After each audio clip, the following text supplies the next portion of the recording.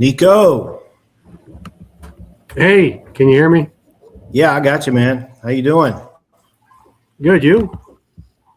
Good. We are live, just so you know. So don't use any of your typical curse words. Oh, awesome, great. Sorry about All Hey, right. Yeah. I got to put a backdrop in. I'm struggling here. I'm new. I haven't used StreamYard before. 3 dots on your picture there. I think maybe that will get it for you.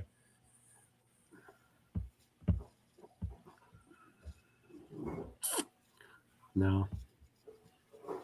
We figured it out with Josh the other night, but I don't remember how he did it.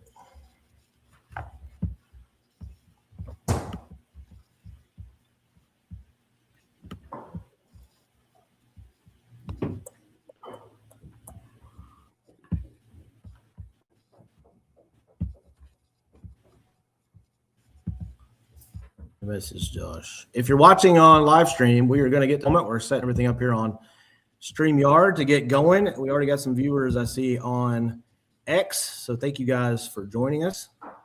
We're going to try to get Nico's background figured out here real quick.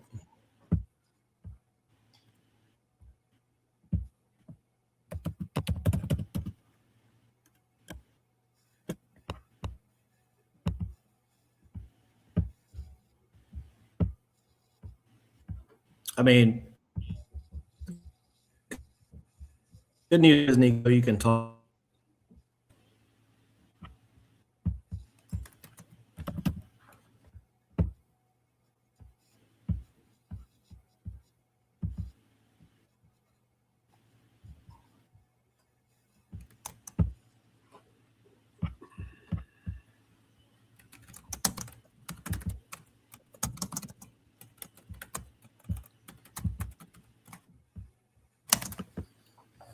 All right.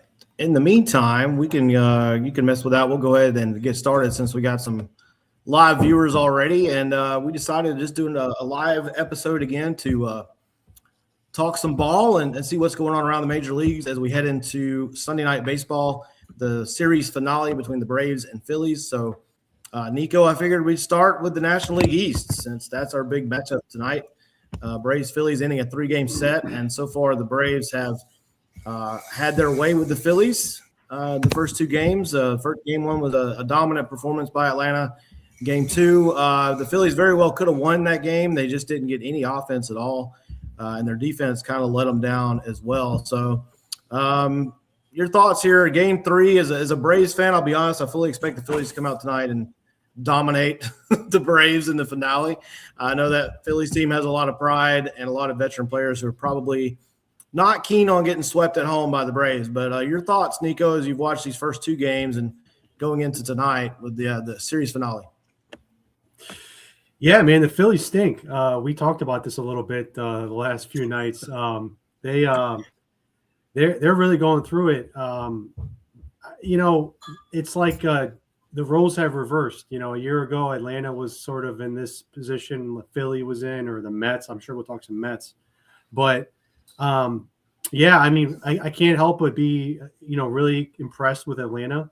They really are like rejuvenated. They're reminding me of the team a few years ago that won 100 games. They're all playing well, and they're doing it despite the injuries, right? I mean, we were all concerned about Atlanta and some of those pitching injuries, and it's like, hey, I mean, it doesn't matter. And if things continue in this trajectory, I mean, they might have the division wrapped up by Memorial Day. It feels like, but that's not how baseball works. It's we got a long way to go, but. Yeah, the Phillies are a mess, man. They're not only losing, Jason, they're losing big. I mean, some of these matchups, they're just kind of completely flat. They're not doing anything well right now. So I just can't help but think that the Phillies could be in trouble this year. Yeah, I think coming into play today, and I'm kind of glancing at it, I think they had the worst run differential in the majors. Yeah, they still do. So, that says a lot when you got the White Sox out there and the Rockies, which we'll get to the Rockies. They actually beat the Dodgers again today. But, the Phillies just have a little like themselves. I fully expect Philadelphia to go on a run here at some point, though. I just don't – I mean, we're going to get to the Mets here in a minute, but I don't see a Mets-type collapse from this Phillies team. There's just too much talent, too much pride with those veteran players. I've seen a lot of talk about, they're aging out. But they're not 40 years old. I mean, this is still, this still should be prime time, Bryce Harper time, Kyle Schwarber. Real Muto can still produce. Obviously, they're going to get Zach Wheeler back at some point soon. So, the pitching is a little bit of a concern. Chris Sanchez pitched as well as he could pitch last night. Caught a couple rough breaks on some ground balls, and the Braves hitting the ball, hitting it where they ain't, right? So he certainly still looked like Chris Sanchez last night. So I think the Phillies will be okay. But I think, and I was talking to my wife about this, Nico. I think this game tonight says more about the Phillies than the Braves, however this goes. If the Phillies lose this game, swept at home by the Braves, that's 4 or 5 straight losses. I just fully expect the Philadelphia Phillies to come out tonight, play with pride, and take down the Braves. Grant Holmes is on the mound for Atlanta. Don't love that matchup. He didn't pitch great his last time out. I still think he's more of a long reliever than a starter, but he's filling in, until we get some help back. But I fully expect Philadelphia to come out tonight and win this game. And if they don't, like I said, I think it says more about the Phillies than the Braves at this point, because I just feel like this is a game the Phillies have to tell themselves all day going into it. We have to win this game, fellas. You certainly do, for just as like a motivating factor. You cannot get swept at home against Atlanta. But again, I think it's more about Atlanta, man, than Philly right now. Looking at Philadelphia's lineup, there's a lot of regression going on right now. Alec Bohm is batting 145. Schwarber's batting 211. Trey Turner, he makes me nervous every time somebody hits a ground ball to shortstop. I don't know if you caught that, Jason, but they're just a mess right now. And you don't want to fall too far behind. You know how this is. I mean, we lived this last year with the Braves. I mean, they started out, they were in the basement for a while. They had such a poor start to the season. They could not get back. And you have to be careful. And same with the Mets. We'll talk some Mets too, but all of a sudden 8-12 turns into 11-20, and you're in trouble. So I think it's absolutely a must win for the Phillies starting tonight. But I tell you, the way Atlanta's playing, man, I like Atlanta tonight. Yeah, I mean, look, I hope you're right. I hope you're right. I just Andrew Painter's going for the Phillies, and I think he's going to be a tough matchup for the Braves. We'll see. I mean, the Braves offense has been clicking. Like I said, last night they had a little batted ball luck to help them out. They were facing a tough cookie and Sanchez. Brandon Marsh robbed a home run from Acuna on the first at bat of the game. So some good defense from him. But, yeah, we'll see. It's going to be interesting. If you had told me that I know we're only a little over 20 games in, that the Phillies and Mets will be at the bottom of this division, and it'd be the Braves, Marlins, and the Nats, top 3 right now. And the Braves right now are the only team in the division with a positive run differential. It's actually, I know coming in, it was the best run differential in the league so far. I do want to talk. We're going to get to the Mets here in just a second, but just as a note, I thought this was interesting. There are 3 teams currently tied for the most runs scored in Major League Baseball right now. 2 of those teams are the Astros and the Nationals, and they're both below 500 with negative run differentials. The Dodgers are the other one. No surprise there. The Braves have a 118, so they're kind of right behind there. The Nats can score. The Astros can score, but, man, they can't pitch. We'll get to the Astros. We're going to do the AL West later. But the East, the Nats might be fun to watch offensively. Like I said, 121 runs scored, but they've given up 134. So any thoughts there on that offensive outburst from the Nats, or is it just kind of an early season aberration that's not going to last for them? I think it has a lot to do with just a lot of the young kids that are just kind of playing with nothing to lose. You're seeing a lot of that in the league right now with some of these bottom dwellers, teams that we didn't expect to be, competitive in the playoff hunt. And the Nationals are kind of like that right now. Obviously they have some players, James Wood, Abrams. They have some talent there, but it's not going to last, right? I mean, I think you guys talked about it on your last episode too with Minnesota. They just got swept by Cincinnati. You're going to see some of the stuff's going to start to level out a little bit. I think a lot of it has to do with just early season stuff. Some guys are really slow out of the gate. Some guys get kind of hot. But Washington's got no pitching, Jason. I mean, they've got absolutely no pitching. And, some of the offense is exciting. But, that NL East looks really interesting. I did not anticipate Atlanta just the lone team in first place there and everybody else far behind. Yeah, I didn't either. I mean, I'm pleasantly surprised so far, but like I said, I still expect Philly to make a run. And the Marlins are a tough little team. I mean, they're only a -1 run differential right now. They got to win today over the Brewers, and they can make contact. They pitch well. I think the Marlins will hang around longer than people probably think they will. Let's talk about the Metropolitans. They lose a 1-0 lead today in the bottom of the ninth at Chicago to finish off a sweep at Wrigley. So 11 consecutive losses now for the New York Mets, and it's just been a combination. I've watched a lot of this Cubs series. Some poor defense, some poor base running, some terrible hitting, terrible situational hitting, not getting guys home when they need to, not getting them over. I don't know one area right now that the Mets are really playing well. They got good pitching today until the bottom of the ninth. I don't even know what to say. I never saw this coming. I was not one that was super high on the Mets in the offseason like some, but I also didn't see this. And, of course, it's still early, but 11 consecutive losses, Nico. That's hard to come back from, and you can ask a Braves fan from last year when we lost our first 7, never really did recover. I guess my question to you is, A, did you see this coming in any way? And B, is this recoverable for the Mets? Can they get back in this at any point? Yeah, I think, I kind of expected maybe a little bit of a struggle out of the gate for the Mets because of that new look team they have. Obviously, it was a big turnover for them, so there was a lot of uncertainty with how are these pieces going to come together for the Mets. They haven't won a game since April 7th, Jason. Against Arizona. They got swept. I mean, again, 11 in a row. Got swept against the A's, Dodgers, and now the Cubs. Look, it's a tough schedule, but it's super alarming to lose 11 straight with a team with that payroll and some of that pedigree. I know Soto's been hurt. And, some of the stuff Lindor's doing now, it's getting a little clownish in Queens.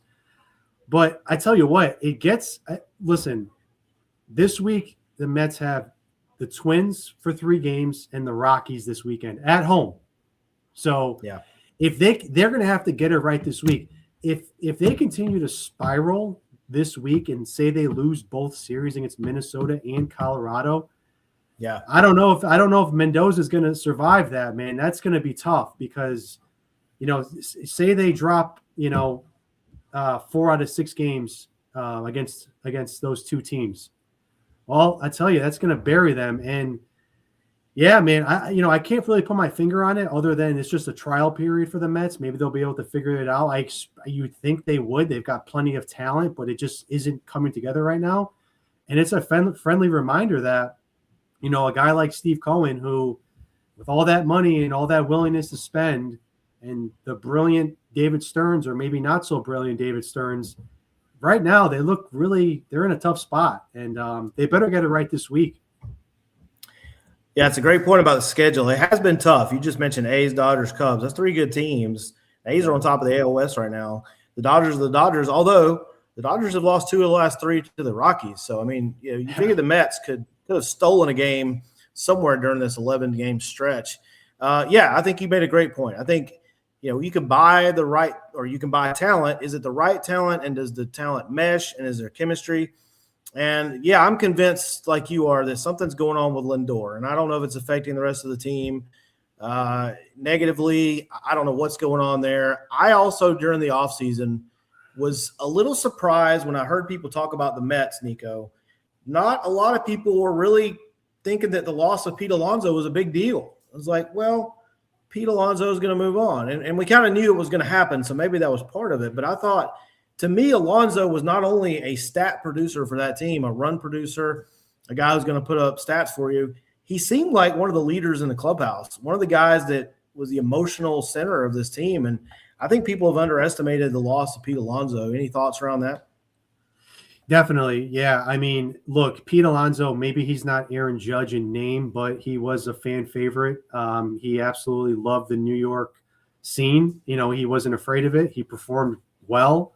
He was durable. He was, a proven slugger. Yeah. That one's going to go down in the books as one of the biggest maybe gaffes in Mets history. I think, again, they've got a long list of guys that they'd let go in recent years. Jacob deGrom, Zach Wheeler. They've done it a lot over the years. But it's tough, man. When you lose a fan favorite like that, a guy that's grinds it out every day and puts up those stats, it's tough. And then you, along with Nimmo, another big one, and then obviously Edwin Diaz leaving too. And just a confusing time right now. We talked a lot about it in the winter. Does David Stearns know what he's doing? I mean, he's still kind of operating like he's in Milwaukee with a big wallet. So we'll see how long that lasts. Yeah, just to twist that knife a little more, Nimmo's off to a pretty good start out in Texas. So, yeah, I mean, look, it's a mess. They need to turn it around quick because it's only mid-April, but 8 games under 500, 11 games in a row in a division where, the Braves are playing well. You expect the Phillies to play better. Kind of expect the Marlins to play okay baseball. You can't afford to get too far behind. So, going to be fascinating to watch. I want to take a second. I want to thank – we got a lot of viewers right now from our X account, Twitter. I still don't know what to call it anymore, but I've been working hard the last 3 or 4 weeks, Nico, on building our following there. We really haven't focused on it. If you just found us on X recently, we have a very strong following on Facebook. That's where it all started, but we're trying to break in to the X community. And thank you to our followers. I've gained about 450 followers in the last 3 weeks or so on X. So thank you. If any of those are tuning in right now, we appreciate you. Find us on Facebook. Find us a new account also on TikTok. We're trying to jump into that. So thank you to our new followers. Hope you're enjoying our network. We got so much. I'm trying to get it all out there, Nico. We've got a lot of great collaborative work we're doing with other content creators. Our new live show on YouTube every Wednesday night, Clearing the Bases. We're collaborating with Rounding Third, Nick Arno, great content creator, podcaster, and, of course, our guys at NYMLB Talk, Rob and Chris. So tune in for that. We're going to try to live stream that on X as well, but just great baseball talk. Glad to have you back, Nico. It's been a while since me and you got to jump on and talk some ball. So we'll move on from the NL East. As we talk, we're about 5 minutes away, I think, from first pitch, Braves, Phillies. So if you see my head move to the right, I'm probably watching Braves, Phillies in the background. Right now I got Tigers, Red Sox, Nico, and we'll get to the AL East here in a little bit. But let's talk about the NL Central, staying in the National League. And I posted this on our page earlier. It's really jumbled up right now. The Cubs are winning, and they just got out of last place. They won 5 in a row. They are 12-9. They have a positive 30 run differential, and they're still in 4th. After the Brewers lost today, they're down to last, but they're also 12-9. And they also have a positive run differential. The top 2 teams in the NL Central, the Reds and Cardinals, they have negative run differentials at the top. Not by much. They're both at -8, so it's not like they're terrible. But the Reds have only scored 78 runs, but they are currently in first place, 6 games over 500 at 14-8. So let's talk about the NL Central, Nico. Your thoughts on what we're seeing right now. It's still early, but an interesting division when you've got every team in the division above 500, and the 3 teams at the bottom have a positive run differential, and the 2 at the top are in the negative. What do you think is going to happen here? Is Terry Francona working some of that Francona magic right now for the Reds? Well, I'll tell you what, Jason. Right now you look like a genius because the Brewers are in last place, as you predicted. So right, exactly as I predicted. Not exactly 3 games over 500 predicted though, but yeah. Right, yeah. They're well. We could take a snapshot of it. They're in 5th place, but no. Look, I love it. I was watching a lot of the Cardinals Astros series over the weekend. Man, dude, those Cardinals they're impressive. I mean, they went into Houston and just beat them up. They swept them, and the reemergence of Jordan Walker and JJ Weatherholt and that young team in St. Louis, man, they look really good. It's impressive. Are they viable down the stretch? I don't think so. The pitching's not there. They're inexperienced. They don't have the star power, but I think it speaks volumes to the organization. They're always there. They're always competitive. They don't fall apart and fully rebuild and turn into the Rockies of a year or 2 ago or however many years. The Reds just swept the Twins. So they're another team. Again, you mentioned Tito, obviously making a big impact on that team. And then obviously you have the Pirates, who are playing good ball and have a legitimate professional team out there in Pittsburgh in the first time in a long time. And the Cubbies and Brewers sitting at 4th and 5th.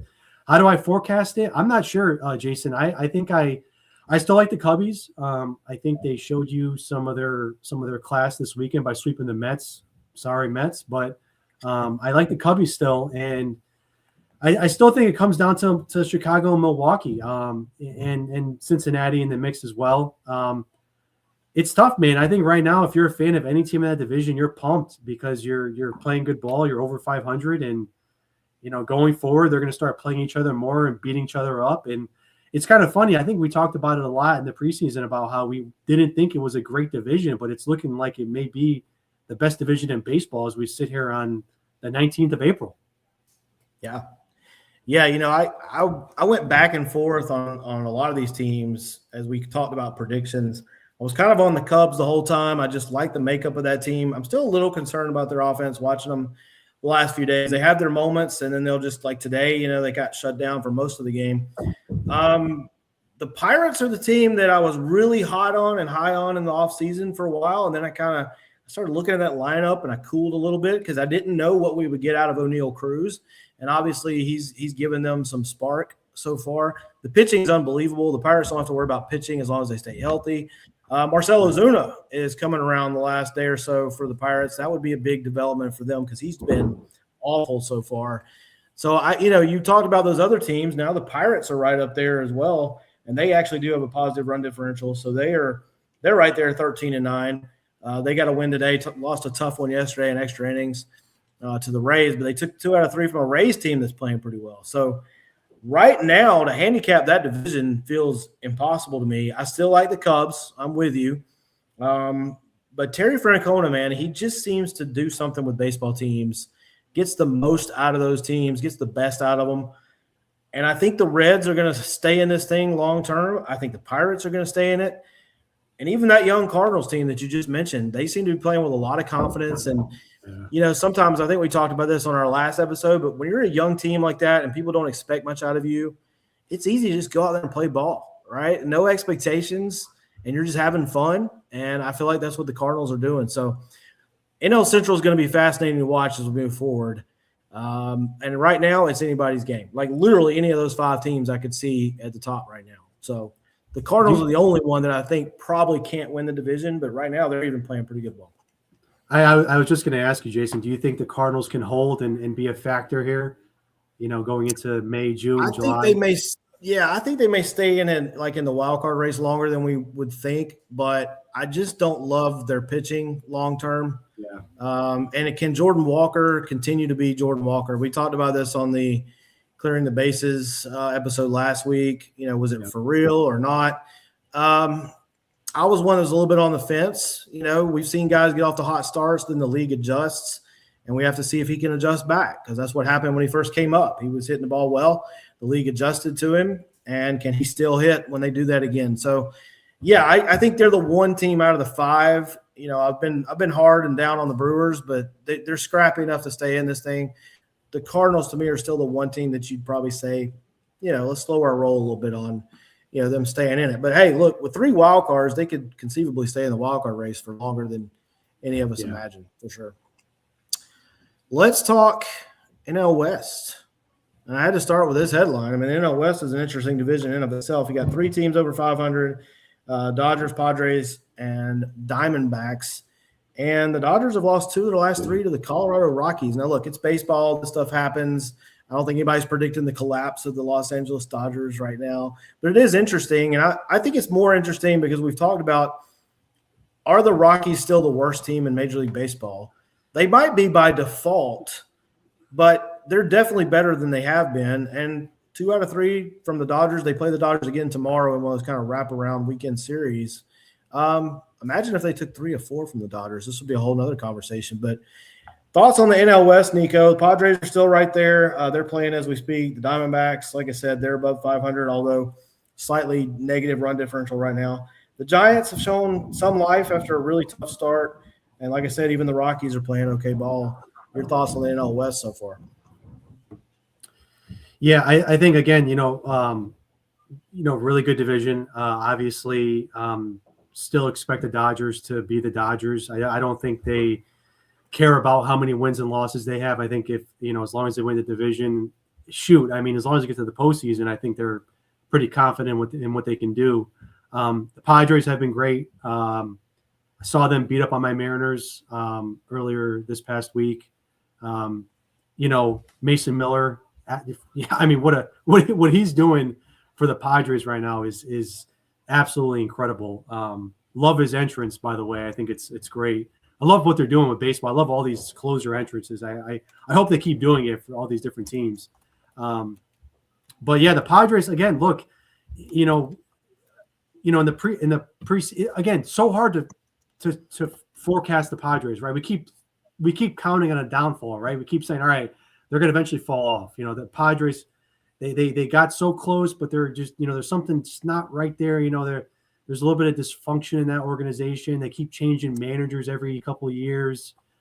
But look, man, when you got Tatis, Machado, and Merrill and competent pitching and the best closer in baseball, I like my chances. So, they're still going to be a threat. The Snakes are playing good ball. Corbin Carroll hitting that walk-off last night. That was awesome. The Snakes are, again, I still have some respect for them. I have such recency bias with that run they had a couple of years ago again to the World Series. Still think that they're going to be a factor. I don't know how the pitching is going to hold up. I don't think the starting pitching's there. The Giants for a while, Jason, looked like one of the worst teams in baseball. They looked horrible. They did, yeah. It's so weird because they've got some players out there in the Bay, with Devers and Adames and Chapman, and they've got some pitchers too. I don't know what's going on there. It's like you want to buy some stock into them, but you just can't, and they played some better ball in the last couple of days. I expect them to be decent. I don't know if they're a viable playoff team. I don't know where you're at with them.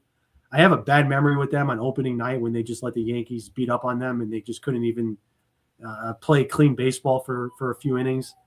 And then there's the Rockies, man. I think that's a fascinating debate. Who's the worst team in baseball? Is it the Rockies? Is it the Rockies? I don't think it is. I really don't. I think as of right now, I think it's probably the Nationals or the White Sox. That's kind of where I'm at with that debate. I got to throw the way they're playing, the Mets and Astros are making a bid, they're making a bid for it.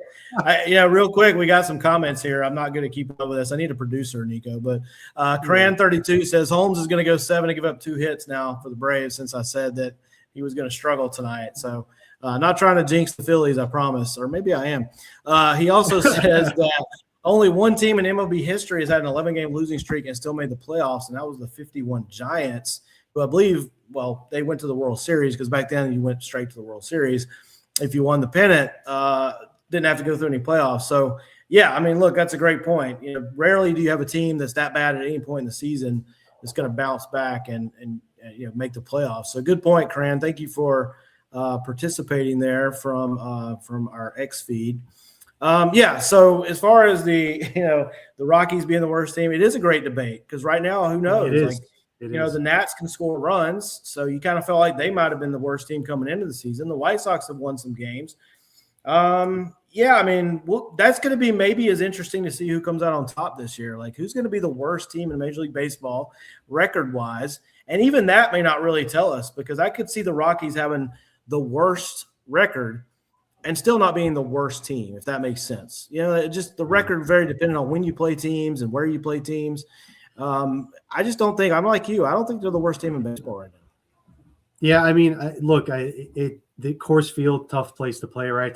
Tough place to pitch in. So, obviously, they don't have great pitching. And look, I mean, looking at the standings right now, you mentioned the Mets, 7 wins. You've got the Royals with 7 wins. And the Astros with 8 wins. So, right now, there's a lot of stuff to be determined, but I personally love the parity. I love to see, again, love my fellow Mets fans, but I think it speaks volumes that you're 7-15 with that payroll. I don't mind it. Again, I love my Mets fans, but it shows you that you can buy wins and you could potentially buy a World Series, but you can't, you got to know what you're doing. There's a lot of stuff that goes into it beyond, buying Juan Soto or the debate. But so It's fascinating. It's like the really exciting time in baseball because you see so much parity, right? It's so bunched up. There's a lot of good teams in the basement that we expect to come back, and we'll see if they do.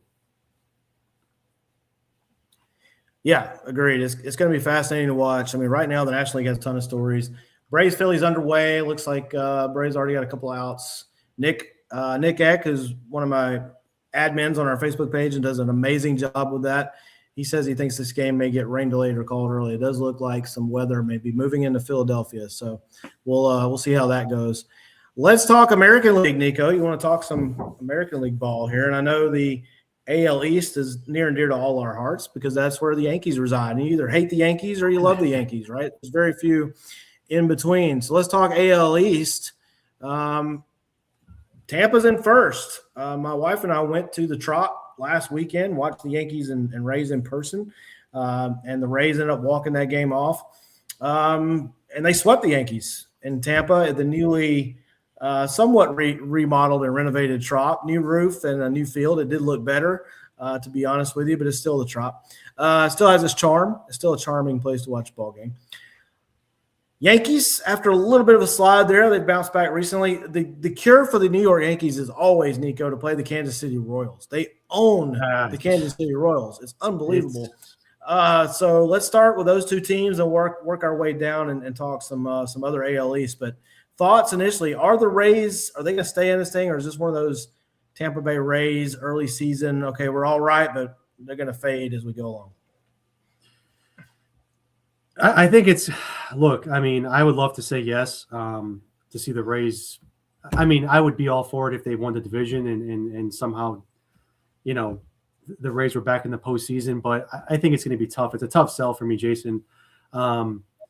Speaking of the Yankees, man, they own the AL Central, really, honestly. I mean, they pretty much own the Central. They've done it pretty much my entire life.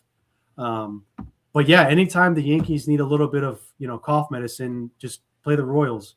And that's or the Twins. They've been doing it to the Twins too. But yeah, the AL East is fascinating, Jason, because you've got Boston and Toronto in the basement, right? And those were my two picks in the preseason to go 1-2 in the division. But jump into the Yankees, they'll be fine. They're a great team. They've got it all. Cole's going to come back. Carlos Rodon's going to come back. We usually get, what is it called? The June swoon. Is that what they call it? Yeah. When Aaron Boone starts to slide a little bit. Yeah. Our fellow. We may have just coined a new term. I don't know if anybody's using that, but maybe we should copyright that. The Boone swoon is coming. Boone swoon. I think Bruce will love that. We'll love that. I think the Yankees will be fine. I think they'll have their ebbs and flows in the season where they'll play some great baseball and they'll go on some skids. But I think arguably still the best team in that division when those guys get back from injury. And I expect them to coast. With Tampa, I hope so, man. Yandy Diaz, one of the best kept secrets in baseball. I don't know if you got a chance to see him, Jason, when you were down there in Tampa. He's a great ball player. He's been around for a long time. Maybe some guys don't really get a chance to watch him as much, but he's a model of consistency down there in Tampa, and he's been there for a while too, even though all the trade rumors and all that. But look, I think the AL East is going to be a gauntlet. I think all 5 teams are going to play all season. I don't think one team really falls back. I just don't. I don't know where you're at with that, but I think all 5 teams have a potential to finish at 500 or if not better. Yeah, the defending champs are off to a rough start. The Jays having a rough go of it. They got to win today. They got a lot of injuries. They remind me of the Braves last year. Just a ton of injuries piling up for them. So they're the one team that I worry about. I'm expecting more out of Baltimore. I keep waiting for them to kind of break out and have a 5-6 game winning streak. It really hasn't happened yet, but I still think they could get into it. The Red Sox are the team I want to talk about next. Real quick, Nick Eck pointed out, he's not shocked by this result. The Royals absolutely don't look ready, and I thought they were. I really thought coming in this year the Royals were going to make a jump, but Nick is looking right there. Doesn't look good for them so far. The Red Sox, Nico, I know they're a little near and dear to your heart up there in the Northeast. Garrett Crochet looked good for a few innings today, and then it all fell apart against the Tigers. That's 2 starts in a row where Crochet has really been hit hard. He is now 2-3 with a 7.88 ERA, 30 strikeouts over 24 innings, a 1.63 whip, Nico. Is this a bump in the road for Crochet, or is this something Red Sox fans should worry about? And where are you at with this Red Sox team overall right now? Well, I hope it's just a little bump in the wind for Crochet, because if he's not going to deliver for the Sox every 5th day, then they're in trouble, because they don't have a great offense, Jason. They didn't go out there and get Pete Alonso this winter. I know we talked about that a little bit over the offseason. They haven't gone out there and gotten a big fish. Remember, they traded Devers, even though it kind of worked out in their favor, and they still went to the postseason last year. Roman Anthony's struggling a little bit. He's not producing like we thought he would. I really thought he was a star in the making. And other guys in that lineup too. Wilson Contreras, he's been good. Trevor Story's getting up there in age. It's just typical Red Sox, Jason. They always do this every year, where they just kind of look really sluggish, not producing. I'm sure people are going to start calling for Cora's job any day now, right? Isn't that usually what we do now in Boston, New York? We start calling for the job of whatever manager's losing enough. Even if you're in the postseason every year, people still want Aaron Boone to get fired, right? So I think Boston will figure it out. I think it's just typical spring Red Sox, where it's just a little sluggish out of the gate. They're going to need some of these guys to step up here in that lineup. And Crochet's concerning, man. That is concerning. It's bizarre. I mean, he was a monster last year. I mean, he was a runner-up to Tarek Skubal for Cy Young. So they're going to need him. I still think they'll be okay. With Boston. Where are you at with the Red Sox? Are you concerned too, or? I was back and forth with Boston in the offseason too, and I ended up actually, full disclosure, picking Boston to win the World Series right at the end of our predictions. Originally, I kind of had them maybe second or third, because I did have concerns mostly about the offense. I just didn't know. Now, look, I think Roman Anthony's still going to be a star. He's going to break out here. He's off to a rough start. 227, 1 homer, 3 ribbies, 674 OPS. He's going to be fine. He'll break out of that. But then where does the rest of the offense come from? I know they got some other guys, but that was my biggest concern. And Schwarber just went deep. So my prediction so far on Grant Holmes is coming true. 2-zip Phillies. Grant Holmes is not a starter, guys. They'll screw it up. I'm still a little on the fence with the Red Sox. I'm worried about my World Series prediction. And look, guys, full disclosure again, if I picked your team to do well, you should be worried. If I picked your team to do poorly, you should be excited. The last 2 years, I picked the Phillies to be in the World Series. All right. I picked the Rangers to be there last year as well. So, hey, look, don't worry if I'm picking against your team. Okay. It's probably a good sign. So, with the Red Sox, I don't know, because I think the Yankees are a better team right now. I think the Rays might be a better team. I do think Tampa's going to hang around. Yandy Diaz is absolutely one of the most underrated players in baseball. I would put him up there with Jose Ramirez as 2 of the most underrated players in baseball. Junior Caminero is a basher. I mean, they've got some guys, man, that can do it. They got some pitching. And I still think Baltimore is going to break out a little bit. I'm still expecting the Orioles to make a run at some point. The Jays, I worry about just the injuries. I don't know if they can overcome the pitching injuries. If they can get back into it, but I just don't know. So Red Sox, I'm a little worried, but that should probably, like I said, encourage you at this point.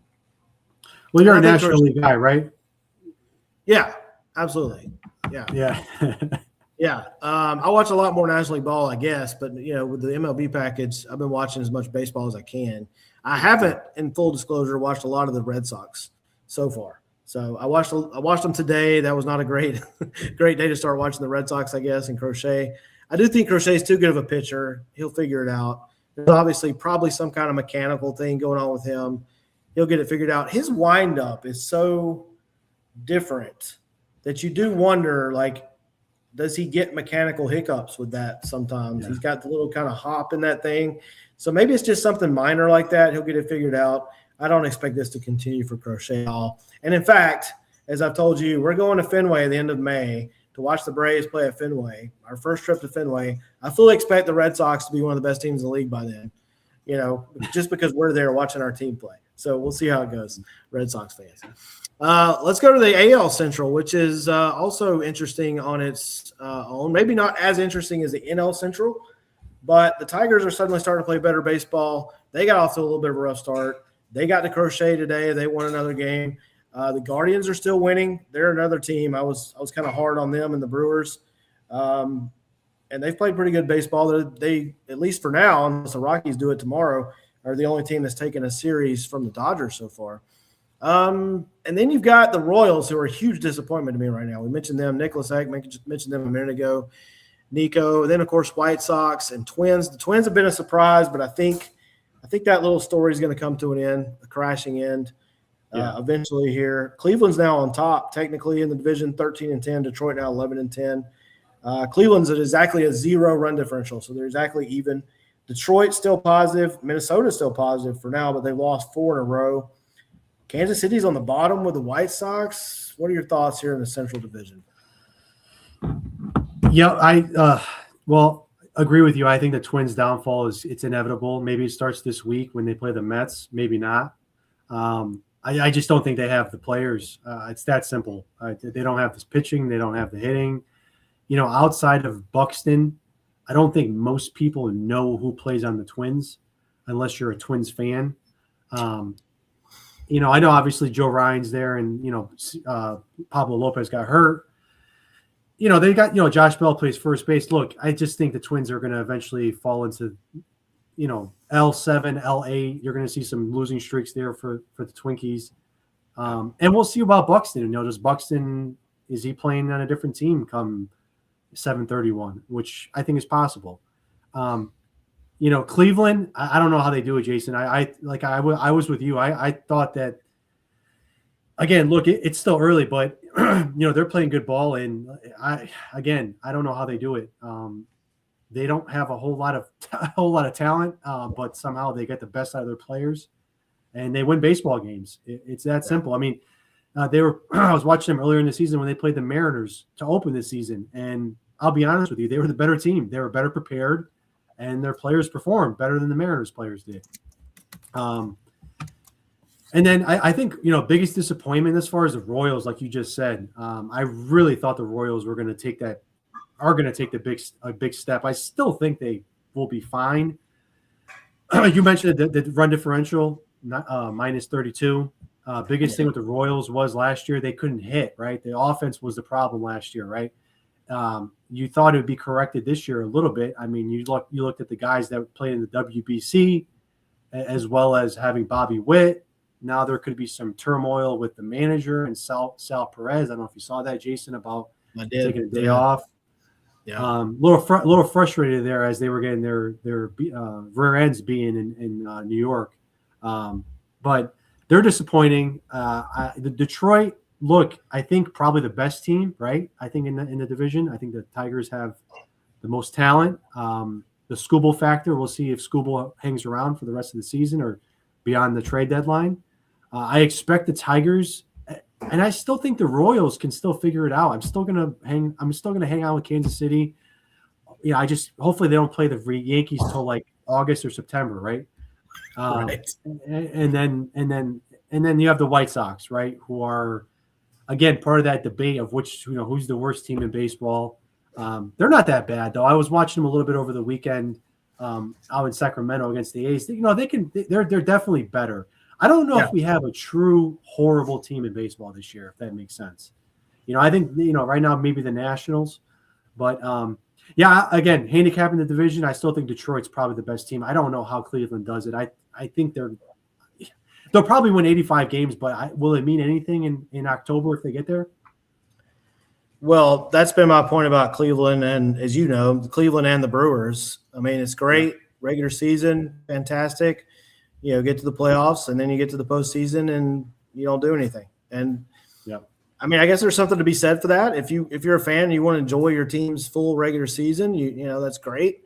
But you at some point you'd like to see the payoff in the postseason. And at least in Cleveland's case, we're a little less than a decade removed, I guess, from them being very close to winning a World Series against the Cubs. And then in the 90s, they had a couple of appearances. The Brewers, man, I mean, not to jump on the Brewers fans too hard, but 1982, guys, I want to take a real quick break here, Nico, and mention one of our partners, the Baseball Book Club on Facebook. They also have a podcast. Those guys are amazing. If you enjoy the history of the game and talking about the game and reading about the game, the guys at the Baseball Book Club Amazing couple of guys there. So just want to tell you guys about them. Do you like the stories behind the game as much as the box scores? If so, you should definitely check out the Baseball Book Club. It's a podcast where baseball history, great writing, and smart conversation all meet up. Smart conversation. We need more of that on social media for sure. Books, authors, and the moments that shape the game we love. If you enjoy this show, there's a pretty good chance you're going to love the Baseball Book Club. They belong in your podcast rotation too. So check them out. Any podcast platform, the Baseball Book Club, one of our many partners and many podcast partners that we have. Just a great group of guys on social media that we've connected with and we do a lot of work with. So I wanted to give them a shout out. But we've got so many partners. I posted earlier on X and Facebook, just kind of a list of all the affiliates we have that join us and we collaborate with and we cooperate with, and just make sure you're following all of them on Facebook, on X, on TikTok, on Instagram, on YouTube, and of course on Spotify, Apple Podcasts, and wherever you get your podcasts from. So let's go to the AL West. And this is an interesting division too, Nico. I'm really interested to see your thoughts on the AL West. Right now, the A's are on top. It's very close out there. It's kind of jumbled up as well. And then you've got the Rangers, who've been kind of up and down there at 500. The Angels are at 500. And your Mariners are finally starting to show some life, it looks like, after a rough start. They won again today to climb within a couple games of first. So you got the A's, one game over 500. The three teams that are above in positive run differential, Texas, Angels, and your Mariners. The A's are still a -16. So, and then you got Houston, who I thought actually might have a pretty good season. Boy, they're struggling badly. They have lost 4 in a row. They're 8 of the last 10, lost 8 of the last 10, -19 run differential. Your thoughts on the AL West, Nico? Yeah, Jason, one real quick. I just wanted to make a comment about our affiliates, our network, and all that. Yeah, absolutely. So look, all of our listeners, all of our viewers, all of our followers on Facebook, all of our platforms. Another great comment from Cran 322. That's awesome. Thank you, Cran. So look, we're like the minor leagues, right? Romantic about baseball and all, rounding third. We're like the minor leagues, right? We're trying to make it to the show, right? Yeah. So yeah, we're competing. We're competing. We're having fun. We're putting all of our effort into it. Keep following us. Keep listening to us. Hit that subscribe button. Continue to tell your friends about us, your colleagues, because our goal is we want to go from single A to double A to triple A. We want to get to the show, and we can't do it without the people, right? We need the people to watch us, to see us, hit some singles, some doubles, some home runs, and just keep grinding with us because we love baseball and we're not going to stop because like Jason and I know we love the game no matter what's going on in the game, whatever rules are going on or Dodgers or anything that we might be frustrated about. We're going to continue to cover the game and enjoy it and talk about it. And if anything, our love and passion, it gets worse. Just ask our wives. So that's right. Just want to mention that real quick, Jason. No, that's great. And, it's funny you mentioned wives, as mine is standing less than 8 yards away right now fixing dinner here at the Romantic About Baseball headquarters. And she is going to join me for a new podcast, Nico, that you know about, coming up. Yes, probably May 1st will be our first episode. We're kind of kicking that back and forth. We're going to take a trip to PNC Park as we continue our ballpark chasing together. And she's a big baseball fan. She's not one of those that just casually watches the game. She pays attention. She knows the game. She enjoys it. And we're having a lot of fun chasing ballparks. We're just getting started, really. But going to Pittsburgh, we figured that'd be a good time to kick off the new podcast. And I think, we got a lot of – I mentioned our followers on X earlier on Twitter, and we got a lot of them tuning in. I can see the numbers here. So thank you guys again for tuning in tonight. And a lot of those on that platform, Nico, are ladies. So, ladies, this will be a great podcast. There's our logo. He said, she said, baseball. You're going to get opinions from both sides. And I might get her to slide over here in a minute and get on camera, but for now she's cooking, so I won't bother her. But yeah, tune in for that May 1st. Look for that on all these same platforms. And we'll give you both sides of the game and what we think about ballparks and ballpark food, uniforms, hats, games, players, et cetera, et cetera. Looking forward to doing that. So let's go back to the AL West, Nico. Nicholas Eck, our boy, is saying he thinks the Mariners are going to figure it out, but he does think the A's are going to hang around and be a pest all season. So back to what you were saying, Nico, your thoughts on the AL West. Yeah, so look, it's kind of all bunched up right now. You got obviously the Texas A's, Angels, Mariners, then you have the Astros in the basement, right? I think the big story is the Astros. I think like you, I did not see this coming. I think Houston, starting to think about it, Jason, is that dynasty over a little bit? The Houston dynasty that we saw dominate from 2017 when they won their first World Series. I know that over the years they've lost a lot of players. Obviously, A.J. Hinch and Dusty Baker were there when they won their championships. Joe Espada is there now. Obviously, this Jose Altuve is still there. Carlos Correa came back.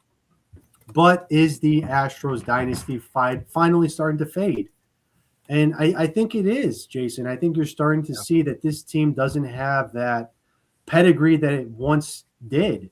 I was on the fence with the Astros in the preseason because I have so much respect for what they've done in recent years, and I have so much respect for Jose Altuve and Carlos Correa and some of those guys in that team. But it's a new team now, and I think right now you're seeing the Astros really go through maybe a pivot in their history as far as are they taking a big step back? And as of right now, look at what happened this weekend, Jason. They got absolutely smoked by a young Cardinals team that nobody thought was going to be a factor this season.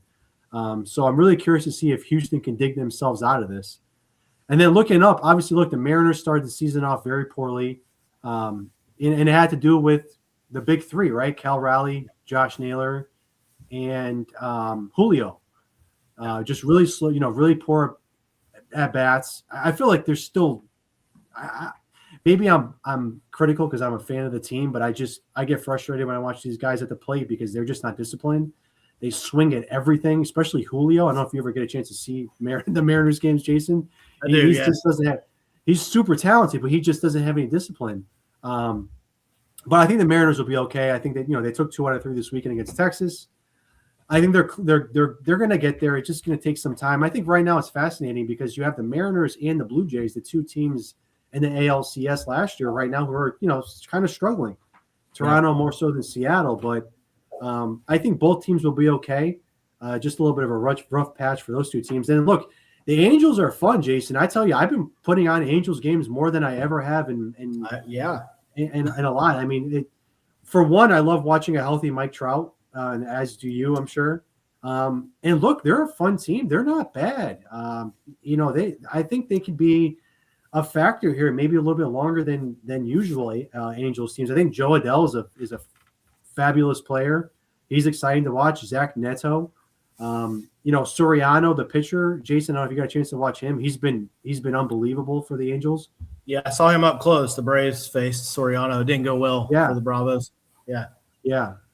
So look, I think the Angels are actually. I think they've officially moved out of that really basement of the league as far as like you mentioned the Nationals, the White Sox, the Rockies. I think they're more in the middle of the pack now than they are in the back of the pack, which is cool to see because I like to see Mike Trout play meaningful baseball at this point. And look, the A's, I love the A's, man. They're so much fun to watch. That offense is just incredible. They have arguably one of the best offenses in the American League. No joke. They just don't have the pitching. You talk about Severino, Jeffrey Springs, nothing that's going to really get you excited about. But what's the point of baseball? How do you win baseball games? You hit, you score runs. That's how you win baseball, and the A's can do that. So I think the A's are going to play throughout the course of the season.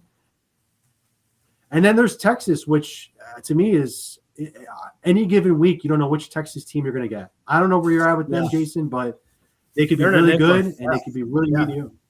It's bizarre. It is. They're a team I can't figure out. I really don't know what to think about Texas. They're a team I feel like could get to the front of that division and stay there, but they're also a team that I think could just do 500 like they're doing now, which in the AL West, unless the Mariners really take control, could be enough to keep you in the race all year. I mean, it may just be one of those divisions that goes all the way down to the wire. I do want to backtrack to the Mariners real quick, and get your thoughts on Cal Raleigh. I mean, obviously last year, just an unbelievable season for Raleigh. And again, small sample size. We're talking about 88 at bats so far, but 159, 2 dingers, 11 ribbies, a 511 OPS. I thought there'd be some regression, but obviously this isn't going to last, right? He's going to figure it out at some point, isn't he? It's interesting because after the season he had last year, he kind of was like Superman, right? I mean, he was incredible, and he almost won the MVP. And something seems off with Cal, Jason. Even dating back to the WBC, it seems mental. I don't know. I can't put my finger on it. He seems a little angry, a little frustrated. I don't know what it is. Maybe it's personal. I'm not sure. I think it's safe to say that 2025 Cal Raleigh is history. I don't think we're going to get that this season. And I don't think we expected it, right? I don't think that Cal was going to repeat the season he had last year. That was a once in a lifetime season at the catcher position. But the Mariners are going to need him to, be kind of that guy that he was last year as far as hitting 30 to 35 home runs and driving in 100 RBIs. That's going to be very important. It's pivotal for the Mariners. But yeah, he's definitely not the same. His at bats are very poor. He's not as crisp behind the plate. I don't know what's going on there, but he seems a little frustrated, maybe a lack of confidence, which happens in baseball. It happens to the best of them, and that's why Shohei Ohtani and Aaron Judge that's why they keep winning MVPs, Jason, because they're just they're the model of consistency. They just are always the same. Year in, year out. Yeah. No doubt. They're just year in, year out, I do want to real quick too. I think you brought up a good point too. Just real quick, Mike Trout, awesome to see him healthy. Hopefully it stays that way. Awesome to see him bashing 7 homers, 16 ribbies already, a 980 OPS. I absolutely would love to see Mike Trout playing meaningful baseball in August, September, and even in October. I don't know if the Angels have enough to get him to that point. And I've been one that kind of wished for a trade.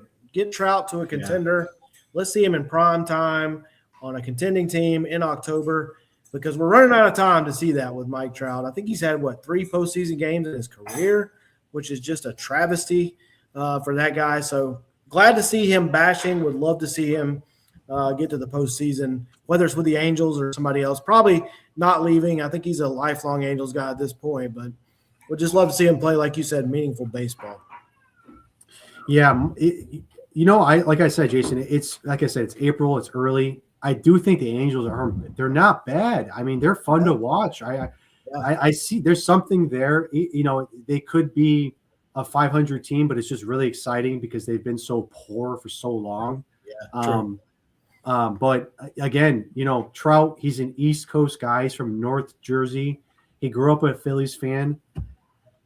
But like you said, man, I just don't think he's gonna leave unless things go absolutely sideways for the Angels, which I don't want to see either. I like to see them, play good, meaningful, a decent team with a fighting chance to make a run in September. There's expanded wild card for a reason. So, last year Cincinnati won 83 games and snuck into the postseason. Could the Angels win 83, 84 games in the AL and sneak into the postseason? It's possible. Yeah. It's definitely possible. It's not likely because the Angels just haven't done it. And like you said, I think it was 2014, Jason, when the Angels were last in the playoffs. And I think they played the Royals, or was it 2015? It's one or the other, and they got swept. It's been a while. Yeah, it's been a long time. Too long, way too long. It's way too long. One of the saddest things in the game is to see Trout play essentially no playoffs in his career. Yeah, I mean, look, even if the best we get is some mid to late September games where they're trying to get a wild card spot and he hits a big home, something, just anything at this point, because he's been good for the game of baseball. It's unfortunate that team hasn't been good. He's also on the West Coast.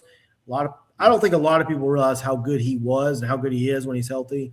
So hopefully we'll get to see a little bit of him in some meaningful games. I do want to get your thoughts here, Nico, before we wrap it up, too. We've been through all the divisions. We're, 20-plus games in now to ABS.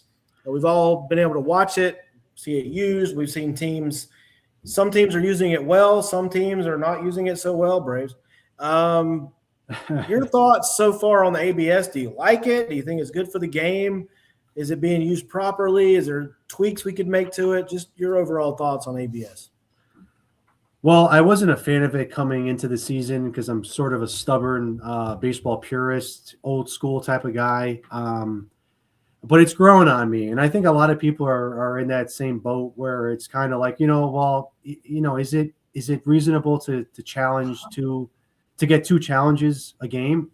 It is, and it certainly is, because Jason, sometimes the call is so egregious that you're sitting at home and you're like, well, you gotta challenge that because that was a ball, or no, that was a strike. So look, I think it's a great trial period. I think a lot of these guys, the league we're still getting used to it. I think by, say, maybe Memorial Day, it'll become a thing of the past a little bit. And I think a lot more teams will be more acclimated to it and, utilize it to their strength. And especially maybe specifically geared towards players who have the ability to make the call more so than a rookie, if that makes sense.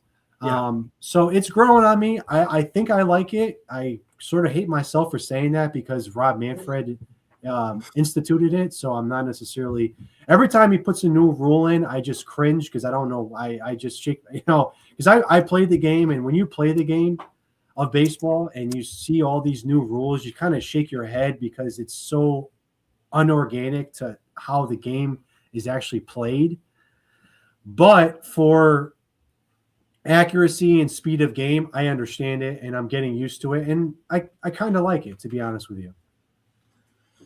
Yeah, I was with you. I wasn't a big fan going into it. Also, one of my biggest complaints early on, and I guess I've either gotten used to it or it doesn't seem as bad, I thought it was going to be very much like what tennis has had for 25 years, it feels like, where it's an immediate thing. You see that it was in or it was out, and they call it, and you move on.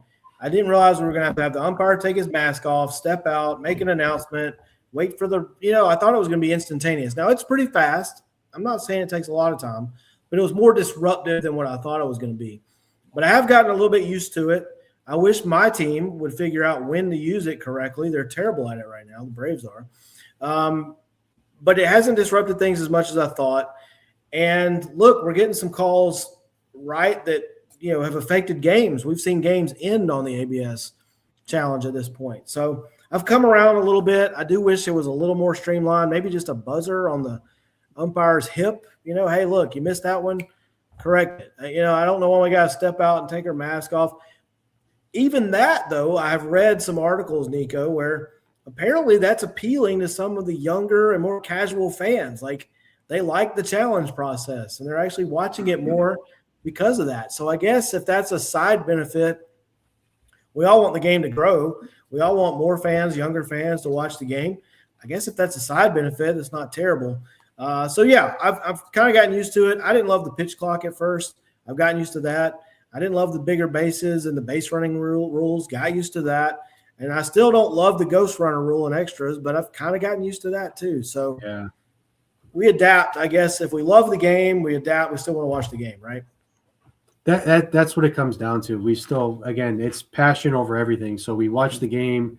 We're stubborn because we watch the game, again, in its glory in the 90s and the 2000s, and none of that stuff existed. And, when they missed a call, a ball strike call, we'd just be at home screaming at the TV, especially if it was a playoff game. So now, they're making some changes, and look, I'm getting used to it. I still don't like the ghost runner. You're not going to, I don't think anybody can sell me on that. It's not little league. I understand the purpose of it, to try to expedite the extra innings and not play 17, 18 innings. But I think last night, the Rays and Pirates, I think they got to the 13th or 14th inning. Jason, I don't know if you saw that. They got pretty, that's hard to do with the ghost runner, because they're basically giving you a run almost every inning. You can bunt twice and get a run. But I'm getting used to it. I don't want to sound too complimentary of Rob Manfred, but I think it's going okay. And again, I think it's important to get the calls right. And sometimes when the calls are egregious, you gotta overturn it. Yeah, I agree. And don't worry, Nico, we will never be over complimentary of Rob Manfred on this show. Okay. I don't think that's No, that's a danger for us at all. Right. no. Yeah. So really good stuff, Nico. It's been great to have you back. We haven't been able to do this in quite a while. Maybe we'll get Bruce back eventually on and have the original trio back on, but we definitely want to make this a regular thing. We've had a great audience tonight from our X account, and we've sustained it. They've tuned in. So either they turned it on and walked away, Nico, or they actually listened to us. Either way, we thank them for that. That's awesome. So just want to plug a few things here. The He Said, She Said baseball podcast, as I mentioned, coming up. There'll be more out to come. So if you're following us on X or Facebook, you'll see more about that coming up. If you love baseball cards and collecting baseball cards, I'm just getting back into that, Nico. I don't know if that was ever a thing for you. I did it as a kid, and I've really gotten back in here lately. So I don't know if you join our Patreon page, you can join for free, by the way. You can join our Patreon page. But if you join our All-Star tier, which is $5 a month, and support us there, we're going to send you a baseball card binder. It looks like a baseball. It's got our logo on it. And we're going to ship you 4 or 5 cards initially. You tell us what team you root for or you like or you want, and we're going to send those cards specially curated for you. And then we're going to send you 4 or 5 cards a month after that to add to your organizer. And again, you can dictate what team that is. If it's your favorite team every month, that's fine. If you want to try other, just have a mix, you can tell us that. We'll curate it to your wants. So just go to our Patreon page, search for Romantic About Baseball, and join our All-Star tier. And then we've got all kind of stuff going on. I mentioned the Clearing the Bases show every Wednesday night live, Nico. I hope you've been able to tune into that a couple of times. We're on we'll come up on our 4th show coming up here this week, this Wednesday. And that's just a blast. A lot of great baseball guys. We're going to have to get you on there one week. You can pinch hit for me at some point. I'm sure I'll have to miss one sooner or later. And just a great discussion there. If you're a fan of the old ESPN show, the called Around the Horn, we modeled it after that. So you've got one host and then 4 of us guys just talking baseball, different subjects every week. And we discuss what's going on currently, but we also look at things like who should be in the Hall of Fame, who shouldn't be, and things like that. So just all kind of great subjects. So follow us on X, follow us on Facebook. Please follow us on Spotify or Apple Podcasts, wherever you get your podcasts from. And like Nico said earlier, we're continuing to try to grow. Quick plug, too, for our Braves podcast. I have a 95 – it's called the 9521. I'll let Braves fans figure that out, 9521 Braves podcast with my partner, Michael Simpson. And quick plug, we're going to interview former Atlanta Brave Brian Hunter. He was the first baseman for the Braves in 91, 92, and then later again in the late 90s. He was part of the 91 team that went to the World Series. He had a big home run in the World Series and in the NLCS against the Pirates. I remember him well. I was 14 years old watching Brian Hunter as a rookie in 91. So he's going to join us. We're going to do that interview on Monday night, April the 20th. And hope to have that episode edited and out on April 21st, the very next day. So if you're a Braves fan, be on the lookout for that. I'll post it on X, on our X page, and also on Facebook. So a lot of great stuff going on, Nico, and hope you're going to be a part of it as well. Let's do this again next weekend. If we can do it again next Sunday, we'll do it, right? Absolutely. And like I said earlier, Jason, for everyone who's listening or going to listen, continue to follow us, Romantic About Baseball, sort of the mothership of the network. We won't stop. We're going to continue to pump out content, talk some baseball. We're not going to stop till we're collaborating with Talking Baseball or on set on MLB Network with those guys, with Harold Reynolds and those guys there at MLB Network. So again, hit that follow button, subscribe. I know Jason is sort of he pushes a lot here, and we've come a long way, and we want to keep growing and collaborating with other networks and continue to follow us and the journey of the season as we go here. Yeah, another great comment here. Despite all these podcasts, I do have a full-time job. I know it's hard to believe, but I do. And I squeeze that in. Hopefully my boss doesn't watch this. No, job always comes first, boss. Always comes first, and this is secondary. And then I just want to get all these comments in. Nick saying so much for the torpedo bat argument. Cal needs to figure it out. Yeah, absolutely. He hasn't really recovered since the WBC. And I'm not sure what Mike was talking about on that one, so we'll come back to that one. Happy that ABS is quick as it is. It barely takes any time. Yeah, you're right, Nick. It was a little more intrusive than I thought, but it really has. I think they've streamlined it a little bit. Oh boy, CB Buckner. Yeah, we could do a whole episode on CB Buckner, guys. Like we could just talk CB Buckner all night, but I'd rather not tonight. Thanks for everybody that tuned in. Again, we had a great audience for the X account. So that's a great start over there, and appreciate everybody that's following us. Continue to do that. Nico, let's plan on doing this again, man. Maybe even before next Sunday. We'll slip in another live episode. This was fun. Absolutely. No, I can't wait, man. Like I said, big week this week. A lot of good games going on, and I can't wait to see if the Mets get it right, Jason. I'm so intrigued. They got Minnesota and Colorado. Can they screw that up? Let's see. Yes, they can, but will Yes, they? I they don't know. can. We'll see. But never underestimate the Mets' ability to screw something up. Okay, so Yeah, I'm that's going to for go back sure. to watching Grant Holmes prove me right about him being a reliever, and maybe the Braves can still rally. We'll see. But did you want to come on? Did you want? Come on, real quick. I'm bring on my future co-host of the He Said, She Said. Yeah, go around. This is Melissa, my beautiful wife. Hello. So hi. So she's going to give her very opinionated baseball takes. She can give as good as she gets. So she knows the game. She enjoys the game. She loves watching it. And so we're going to come to you guys. You can follow our journey that weekend as we go to PNC Park. And hey, the Braves just got a home run, so it's 2-1. As we go to PNC Park and continue our ballpark chase. So if you're in the Pittsburgh area, we'd love to hear from you and any tips you have about going to PNC.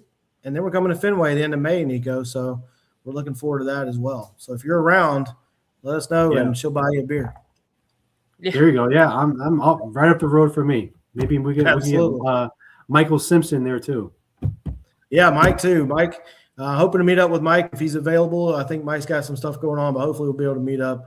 Great stuff, guys. Thanks everybody for tuning in. We'll be back soon, and really enjoyed it, Nico. Thanks, buddy. Awesome. Can't wait, man. See you guys. All right.